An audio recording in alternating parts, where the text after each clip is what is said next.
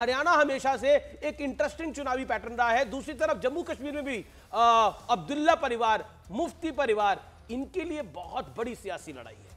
देखिए, इनके एग्जिस्टेंस का सवाल है। देखिए, हरियाणा चुनाव को मैं जैसे देखता हूं, हर्षवर्धन जी ने कहा जैसे कि भाजपा के लिए हरियाणा कोई टिपिकल स्टेट नहीं था। अगर आप 2009 में जाएं रूबिका, तो केवल 9% वोट और 4 सीटें हुआ करती थी। तो ये मोदी लहर में भाजपा आई है और अब ये 35% 40% की पार्टी बन चुकी है और ये दूसरे नंबर की पार्टी बन चुकी है। देखिए, जो बड़े बड़े नेता रहे, भजन लाल, बंसी लाल, देवीलाल, ओम प्रकाश चौटाला, वो भी कभी तीसरी बार मुख्यमंत्री नहीं बन पाए, बल्कि 2 बार लगातार मुख्यमंत्री बनने वाले केवल एक भूपेंद्र सिंह हुड्डा है जो लगातार रहे। और खट्टर साहब 9 साल 135 दिन रहे और फिर 10 साल सरकार रही। तो तीसरी बार तो कोई भी सरकार नहीं बना पाया। जो तीनों लाल हैं वो भी नहीं बना पाया और चौटाला भी नहीं बना पाया। अगर भाजपा तीसरी बार आती है तो हरियाणा के 70 साल के इतिहास में पहली बात होगा। जहां तक जम्मू कश्मीर में आते हैं, मेरे ख्याल से जो पहली बात है कि 370 के बाद इतना बड़ा चुनाव हुआ, इतनी बढ़िया वोटिंग हुई, जमात जैसी मतलब जो दल है, पार्टी है, वो भी चुनावी प्रक्रिया में पार्टिसिपेट करे, मेरे ख्याल से जीत तो वहीं हो जाती है। हाँ, ये नई बात है कि दिल्ली और पौंडीचेरी के बाद एक तीसरा स्टेट होगा जो यूनियन स्टेट कह रहा हूँ, यूनियन टेरिटरी होगी, जिसको चीफ मिनिस्टर मिलेगा। एक नई विधा शुरू हुई कि नॉमिनेटेड एमएलए, हमारे यहाँ नॉमिनेटेड राज्यसभा होती है, नॉमिनेटेड एमएलसी होती है, नॉमिनेटेड एमएलए कभी नहीं होता। तो नॉमिनेटेड एमएलए भारत की विधान शुरू हो गया ऑलरेडी, उसका हंगामा बचना शुरू हो गया। तो ये मेरे ख्याल से इस तरह से देखा जा रहा है कि आप इसको हाफ कीजिए, हाफ में अगर जरूरत पड़ी तो 5 तो पहले से मौजूद रहेंगे।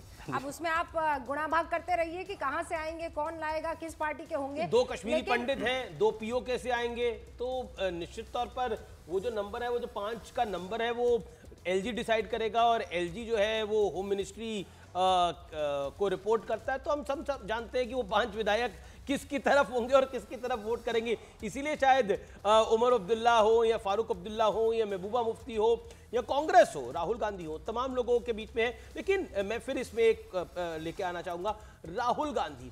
क्या हर्षवर्धन त्रिपाठी, आपको लगता है कि राहुल गांधी का ग्राफ बढ़ रहा है? नहीं, देखिए, ग्राफ बढ़ रहा है या नहीं बढ़ रहा है, लेकिन एक चीज़ तो तय है कि राहुल गांधी सेंटर में है अभी। मतलब आप किसी भी इलेक्शन को देखिए तो राहुल गांधी ने, अब भले ही वो जाते जाते जलेबी हो जाता है, लेकिन सेंटर में तो रहते हैं, इसमें कहीं कोई डिबेट नहीं है। और दूसरा ये कि राहुल गांधी को लग रहा है कि ये जो विधानसभा के चुनाव है, क्योंकि पहले से ही यहाँ बीजेपी वीक विकेट पर है, इसलिए सब लोग अपना आशीर्वाद हमें दे रहे हैं, अपनी सहायता हमें दे रहे हैं और एक बहुत बड़ी जीत लेकर आने वाले हैं। कितनी सीटें कांग्रेस की जो है इस चुनाव में जो है वो 60 सीट तो हम आपके एग्जिट पोल ही कह रहे हैं।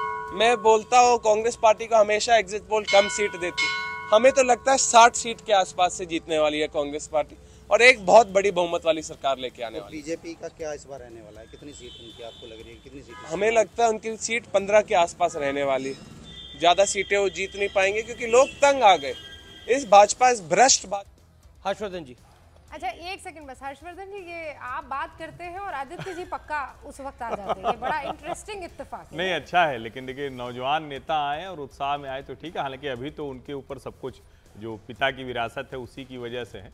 लेकिन देखिए, जो आदित्य कह रहे हैं इसका एक दूसरा पहलू है। जो लोग कह रहे हैं कि 2024 के लोकसभा के एग्जिट पोल्स में हमने ये देखा, दरअसल एग्जिट पोल्स वाले तो थोड़ा डरे भी होंगे ना। भाजपा को अगर 5 सीट ज्यादा आ रही हुई तो काट दिया होगा, कह रहे भैया पिछली बार दिया था, लहरा गया।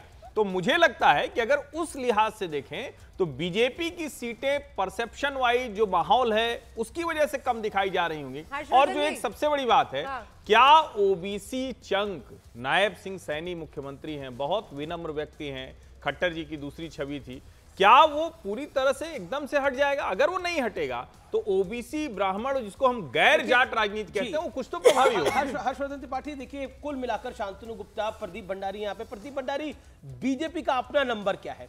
बीजेपी अपना नंबर क्या आंक के चल रही है कि उनकी इस स्थिति कैसी होने वाली है?